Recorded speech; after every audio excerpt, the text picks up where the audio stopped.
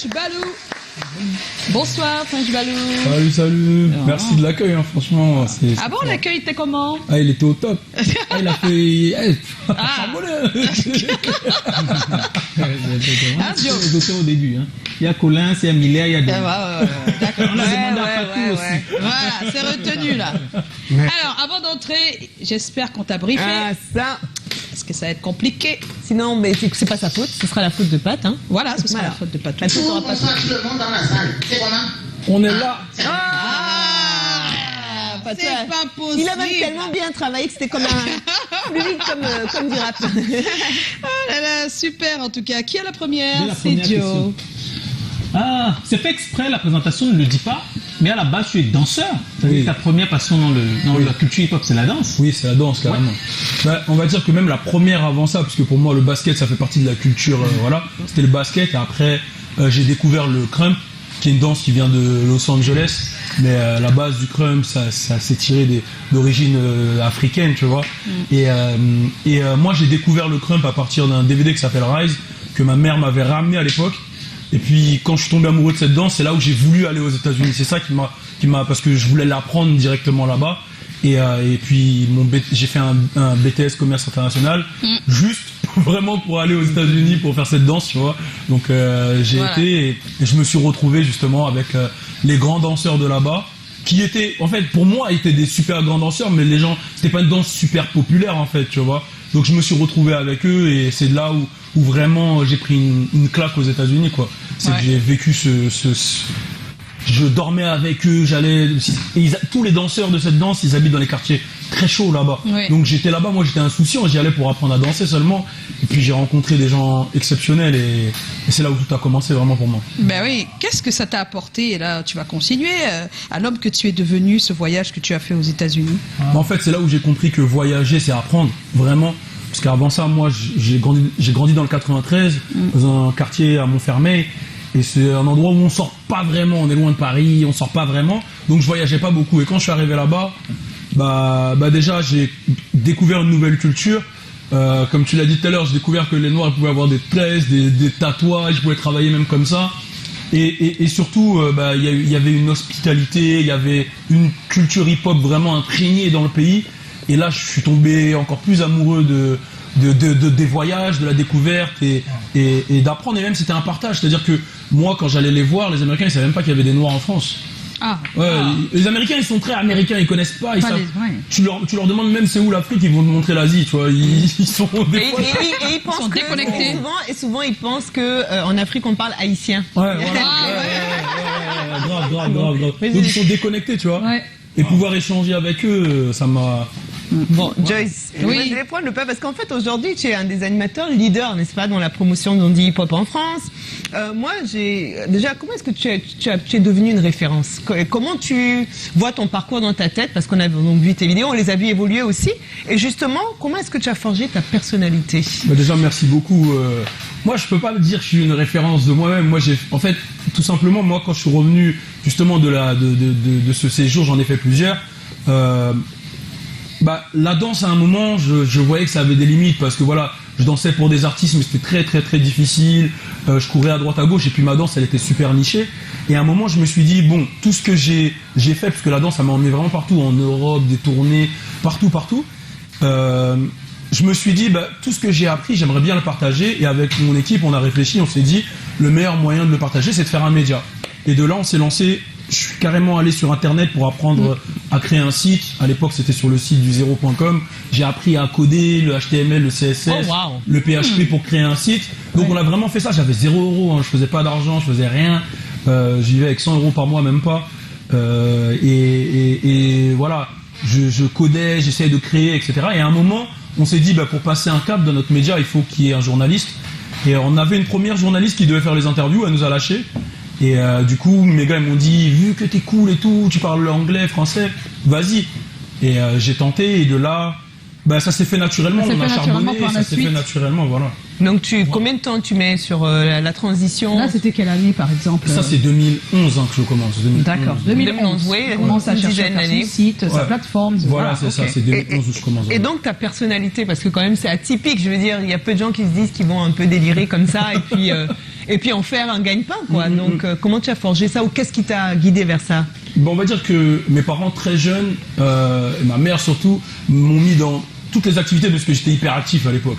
C'est-à-dire qu'ils m'ont fait faire du cyclisme, du théâtre, du basket, etc. Et au théâtre, tout le monde disait il a une grosse voix, il a même pas besoin de micro pour s'exprimer, ceci, cela. Et moi, ça m'a forgé une personnalité. Et puis j'ai toujours été un mec fou, en fait, tu vois. Et je me suis dit, quand j'arrive sur Internet, il faut que j'arrive comme je suis. J'ai pas essayé de me formater. Et puis j'ai lancé ce format-là, quoi, sans me prendre la tête.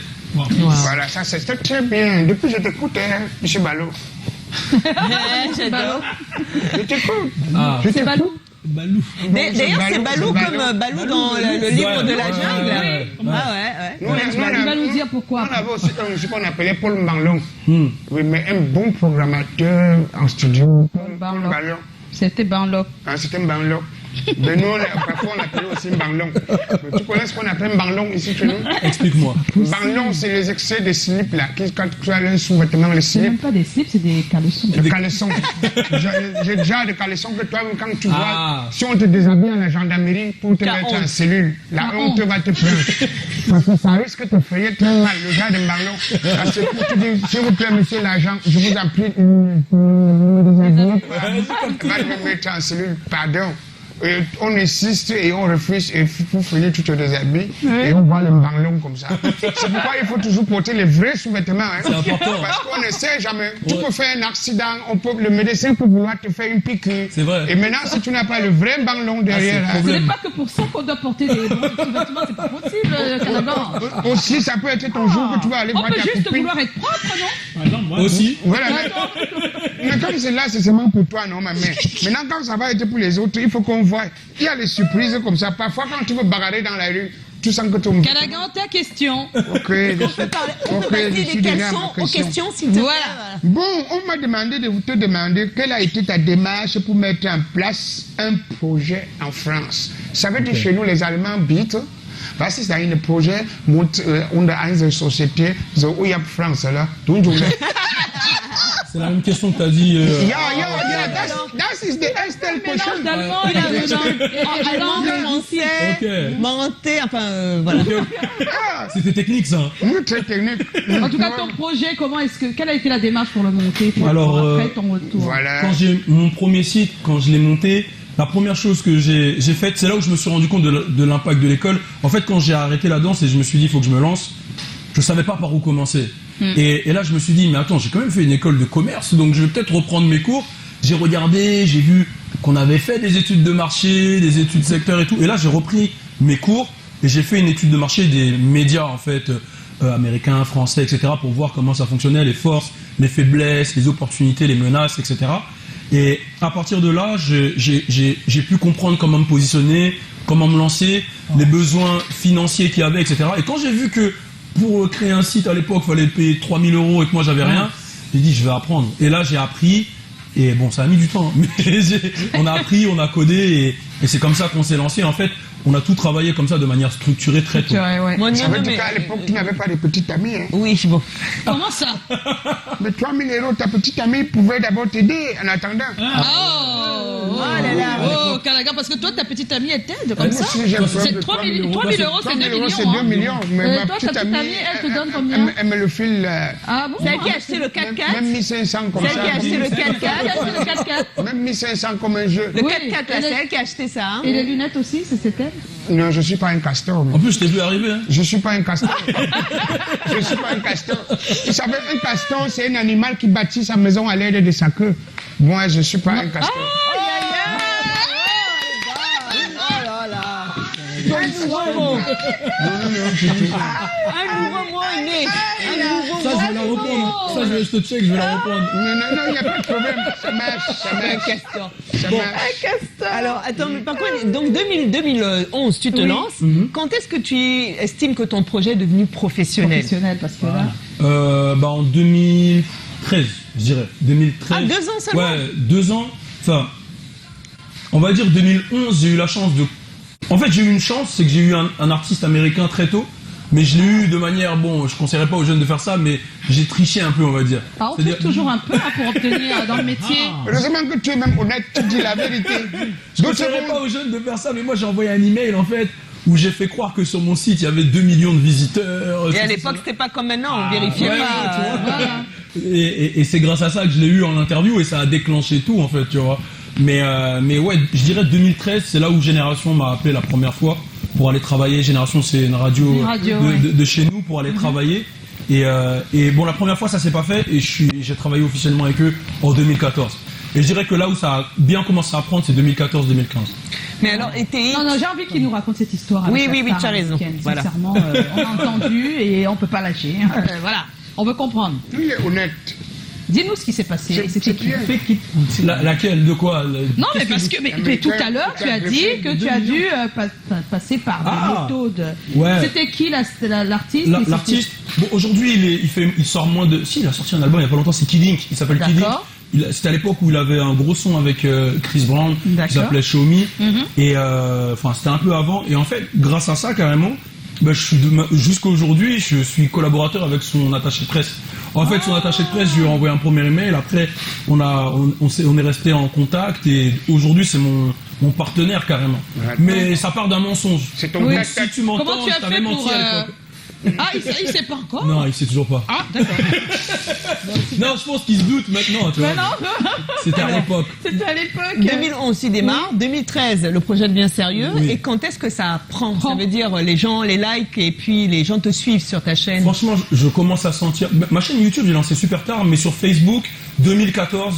2015, je dirais. 2015, c'est là où je sens un vrai... Avec un artiste, avec un plan, un événement ou naturellement? C'est fou. J'ai fait une interview de Kendrick Lamar. Je l'ai sorti. L'interview, elle n'a pas fait énormément de vues. Juste après, j'ai fait une vidéo. C'est mon petit frère qui m'avait engrainé à la faire. En fait, j'avais commandé un sandwich dans un McDonald's et ils m'ont donné le mauvais. Et j'étais énervé. Il m'a dit fais une vidéo où tu dis que t'es pas content. J'ai fait la vidéo en une journée, 1 million de vues. Alors que j'ai sorti Kendrick Lamar juste avant et ça fait pas 1 million de vues. Et c'est de là où ça a Tout pété. est parti. Non, Là, ils ont découvert l'interview. Ouais, voilà. Et là, il fallait voir l'interview. C'est fou. C'est fou. Ouais, C'est ça. Waouh. C'est comme ça. Il y a les mauvaises choses qui viennent entraîner les bonnes. Eh oui, tu peux avoir de très bons Un mauvais contenus, burger, très bon contenu d'après toi, Ouais, voilà. mais ça ne mord pas tout de suite. Il faut les Il appâter faut, avec quelque chose. quelque chose pour les amener, justement. Alors, depuis quelques jours, tu es au Cameroun. Qu'est-ce qui t'amène? Alors, Une petite amie. je suis pas encore au niveau Castor. Non, ce qui m'amène en fait, c'est voilà, moi je suis Guadeloupéen, Martiniquais, Oui. un des Caraïbes et on sait tous que voilà, l'histoire des Antilles, de base on est d'Afrique et puis j'avais fait un test ADN il y a 2 ans parce que c'était important de savoir Oui, bien sûr. d'où tu viens, c'est comme ça que tu sais où tu vas.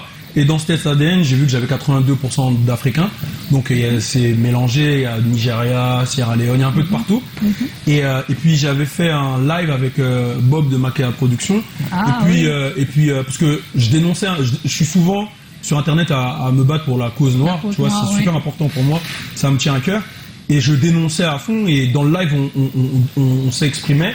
Et à un moment, je lui dis, moi j'ai trop envie d'aller en Afrique. Il me dit, me dis pas ça, je vais te ramener. C'est quoi dans ma bouche là? Ouais. Ça c'est le ndolé ça. Mais si c'est encore le ndolé, on peut encore te récupérer. Mais si c'est le mbongo, si partout t'as amené au mbongo, tu ne pas ce que tu me lances, C'est pas possible. Moi je suis naturel. Hein, Non, mais comme nous, t'inquiète. Non, on est très naturel. Mais tu es quand même le premier artiste qui a une feuille de ndolé coincée dans la Dans les dent. dents, voilà. le ndolé c'est encore pas ça. C'est que c'est les doigts là qui peuvent t'amener. Mais si c'est Ifri Bassa, t'as le mbongo. Calagan. Et du coup, j'ai même plus ce que je disais. Tu vas revenir à toi. Tu vas rester au ndolé. Parce qu'après le ndolé, je dis que ne mange pas le mbongo. Regarde, super, Calagan.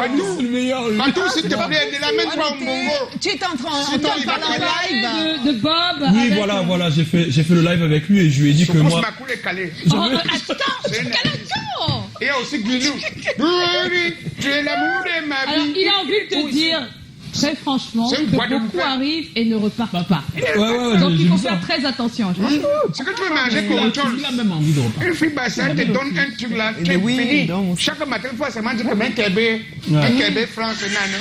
Ouais, donc. D'accord. Avec Bob, vous faites Ouais, le live. voilà, je fais le live avec Bob et je lui parle de ma volonté de venir en Afrique et il me dit, franchement, si tu veux découvrir l'Afrique, viens au Cameroun, c'est l'Afrique en miniature.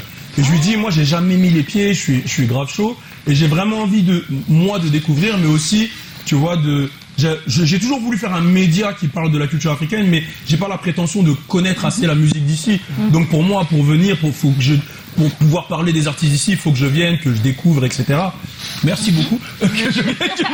Vous avez senti ma détresse. Que je vienne, je découvre, etc. Et de là, on a commencé à discuter, ça s'est fait.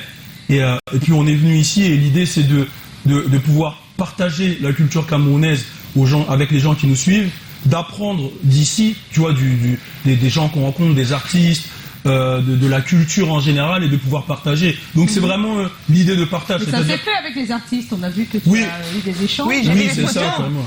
Je pensais même qu'on s'était trompé. À un moment, je dis, Pascal photo là, c'est Charles. Il faut que tu le saches, tu ne partiras pas sans qu'on ne fasse un sketch. Hein. Mais j'ai failli déjà repousser mon billet hier. Non, il faut le repousser. Repousse.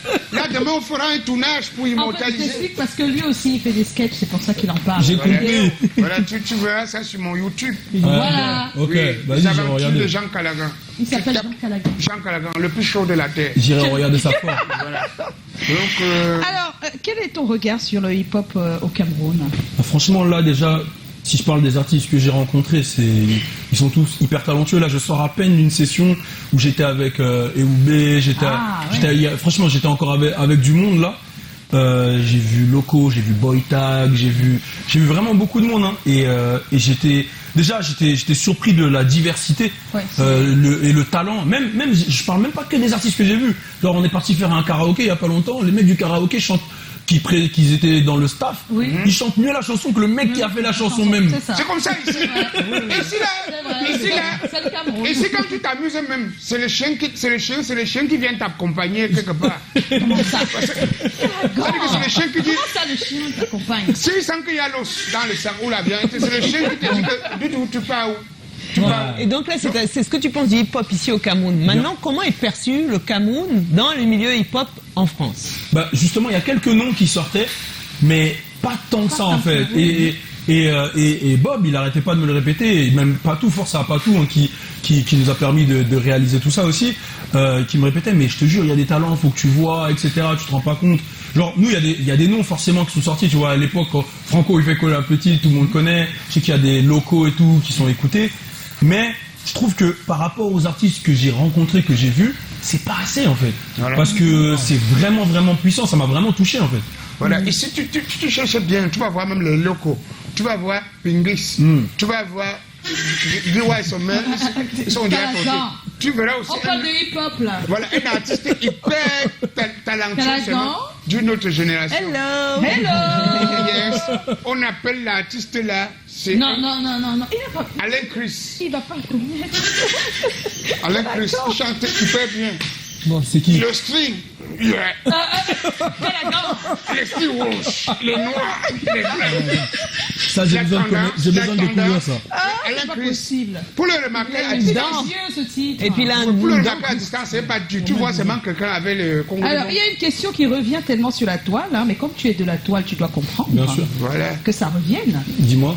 Alors, je vais prendre pour Enré Rebelle Dame. C'est comment? On est là. Pourquoi avoir manqué de respect au King Kong, au King du hip-hop camerounais en voulant le déplacer à Douala pour une interview? C'est-à-dire. Le King, Il paraît, moi je sais pas, je vois ça qui revient plusieurs fois. Il paraît qu'un artiste camerounais, tu as demandé qu'il ça c'est vrai d'abord. Alors, Il vient moi, à Douala je pour une interview. suis venu ici avec l'équipe Makea Production, avec Oui. Patou. Oui. Et on est venu dans un esprit vraiment positif en fait pour ben partager. Donc je pense avoir manqué de respect à personne. Et en tout voilà. cas, si j'ai manqué de respect à quelqu'un, je suis pas au courant. Voilà. Voilà. Il ne sait pas. Non, Il ne sait pas s'il a Non, manqué nous de respect à quelqu'un. on a booké une semaine à Douala, on a encore plein de choses à faire. Ce samedi, on veut faire une rencontre avec des entrepreneurs, on Ouais. veut faire une rencontre avec des jeunes talents parce que c'est ce qu'on fait bien sûr. beaucoup aussi sur French Plug, une rencontre avec des jeunes talents, rencontre avec des gens qui nous suivent aussi. Donc on avait vraiment une semaine chargée. Tu vois, on est parti tout à l'heure visiter. Je sors de Makea, on a été visiter pas mal de choses, tu vois. oui. Donc on a voulu faire tout dans la même semaine et moi j'aurais kiffé aller partout en fait, tu vois, mais le temps était vraiment D'accord. short. Il faut savoir vraiment que c'est quelque chose qu'on fait de nous-mêmes en fait. Il n'y a pas de télé derrière, il n'y a pas de radio, ouais, c'est nous-mêmes, nos poches et pour partager seulement, tu vois. D'accord. Donc je pense que avec cet état d'esprit, nous c'est que du positif qu'on veut. Donc tout ce qu'il y a de négatif, Voilà. nous on calcule pas. Alors, il y a Pyrophile, c'est comment? On est là. Moi, je veux qu'il fasse un tournage en Afrique et qu'il vienne découvrir mon pays, le Togo. C'est Pierre, bisous. Bah ça serait avec plaisir. Et tu sais quoi, moi de base j'avais un projet que j'avais envie de faire, c'était justement montrer, tu vois, les similitudes entre, vu que, comme j'ai dit, je viens des Antilles, entre les Antilles, c'est-à-dire Guadeloupe, Martinique, Haïti, Guyane, même si c'est pas vraiment les Antilles, c'est Ouais. voilà, et l'Afrique. Faire un lien, un espèce de triangle entre l'Europe, les Noirs d'Europe, l'Afrique, les Antilles et l'Amérique et montrer Un peu comme le commerce triangulaire. voilà, mais inversé, plus positif. Plus positif, frérot. Bien sûr. Et l'idée, c'est de montrer en fait que voilà, il y a une culture en vrai de vrai. En Enfin, vrai. il y a différentes cultures, mais qui partent d'une racine. D'une racine. Et c'est un peu l'idée que je veux faire. Donc, aller au Togo, ça serait avec plaisir. Voilà. Ah, alors, il y a ton guerrier officiel, c'est comment? On est là. On est là. Alors, les réseaux sociaux, c'est pas facile hein, pour un début. Comment réagis-tu quand tu lis des commentaires des internautes? C'est vrai que c'est vraiment pas facile les réseaux sociaux quand tu commences. Moi, la première chose que j'ai essayé de faire, c'est de faire abstraction aux commentaires négatifs parce que souvent on se rend pas compte, mais il va y avoir 200 commentaires.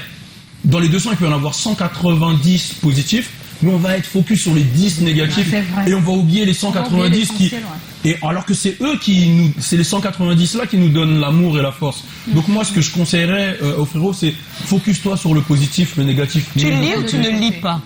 Ouais. Il y a des messages. Franchement, des fois je lis, des fois je lis pas, mais maintenant ça me touche Tu plus. lis sans que ça ne te touche. Ouais, voilà, maintenant ça me touche plus. Tu fais comme ça là, tu balayes ça. Voilà, c'est Voilà, ça. Comme viens un regarder western, la main. comme quand Je pensais que tu allais réciter la phrase. mais bon. Oui, tu.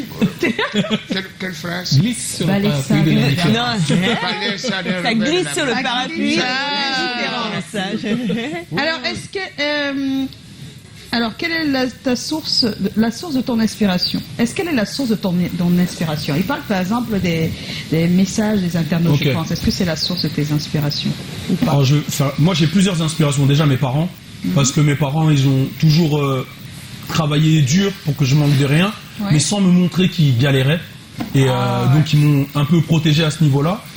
J'ai mes parents, j'ai en source d'inspiration forcément les gens qui me suivent, ça me motive parce que Bien sûr. jamais je me serais imaginé ne serait-ce qu'être là, discuter avec vous, de venir au Cameroun ou même avoir des followers. Quand j'ai eu 1000 followers déjà j'étais impressionné. Alors là aujourd'hui chaque jour je regarde, je dis waouh, c'est incroyable, c'est une chance. Et je dirais après je m'inspire de la vie en général, des gens que je rencontre, Yes. du côté positif comme négatif. Voilà.